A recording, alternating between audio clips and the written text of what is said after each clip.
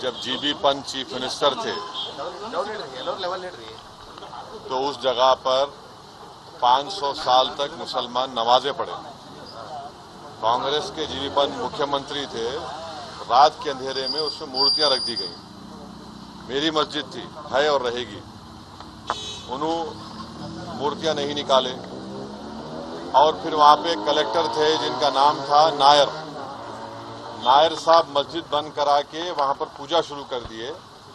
और 1950s में नायर साहब जनसंघ के पहले मेंबर ऑफ पार्लियामेंट बने।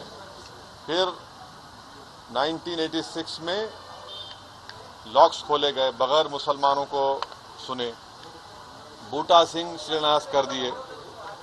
6 दिसंबर 1992 को सुप्रीम कोर्ट को ये वादा करके बीजेपी संघ परिवार बाबरी मस्जिद को डिमोलिश कर दिए, शहीद कर दिए। और बीजेपी के पास ये मुद्दा कब आया? आप लोग मालूम बीजेपी कब उठाई? 1989 में पालनपुर में बीजेपी रेजोल्यूशन पास करी। विश्व हिंदू परिषद जब फॉर्म हुई, जब तो राम मंदिर नहीं था। महात्मा गांधी बोले क्या? महात्मा गांधी इस बारे में बोले, उन्होंने तो बहुत बड़े, उन्होंने तो हे राम बोल के मारने वाला गोली मारा उनको, गोडसे, उनके जबान से ही तो निकला था। वो बोले क्या? नहीं बोले। तो ये पूरा एक सिस्टमैटिक तरीके से भारत के मुसलमानों से ये बाबरी मस्जिद को छीन लिया गया।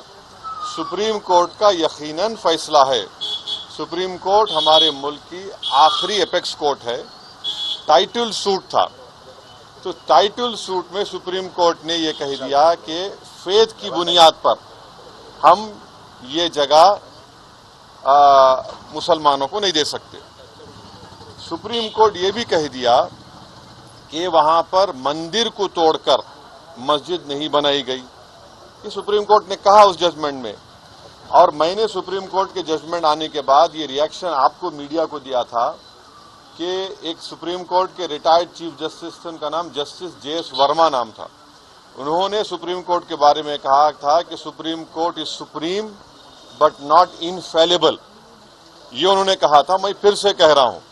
और मैंने उस वक्त ये कहा था कि ये जजमेंट आने के बाद ऐसे कई मुद्दे खुल जाएंगे, जिसको अंग्रेजी में बोलते हैं Pandora box will be open. और आज आप देख रहे हैं कि हर जगह पर संघ परिवार जाकर ये बोलता है कि नहीं, यहां पर मस्जिद नहीं थी। ये मेरा मानना है, ये मेरा बोलना है, हम ये बोल रहे हैं। अगर जीबी पंत मूर्तियां हटा देते तो क्या आज ये दिन देखना पड़ता हमारे को? अगर 1986 में ताले नहीं खोले जाते तो क्या आज ये दिन आता? क्या अगर 6 दिसंबर को बाबरी मस्जिद डेमोलिशन नहीं होता तो क्या ये दिन देखना पड़ता? ये सवाल है हमारे, इसका जवाब कोई दे ही नहीं रहा है।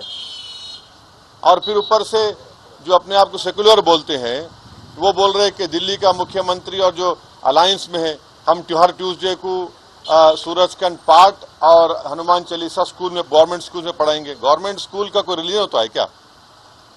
अभी तो सबका झगड़ा चल रहा है।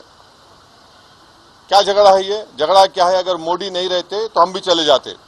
हम उन सबसे पूछ रहे कि बताओ, ये जो मैं बातें कर रहा हूं, 3 इंपॉर्टेंट इंसिडेंट्स बोल रहा हूं। जीबी पंत जब चीफ मिनिस्टर थे 1986, 6 दिसंबर 1992, इस पर क्या बोलना है आप लोगों का? बोलो। कोई नहीं बोलता। इसलिए नहीं बोलता क्योंकि सबको मेजॉरिटी कम्युनिटी के वोट्स को हासिल करने का झगड़ा है। और नरेंद्र मोदी ये काम करके मेजॉरिटी वोट्स को कंसोलिडेट करना चाहते हैं।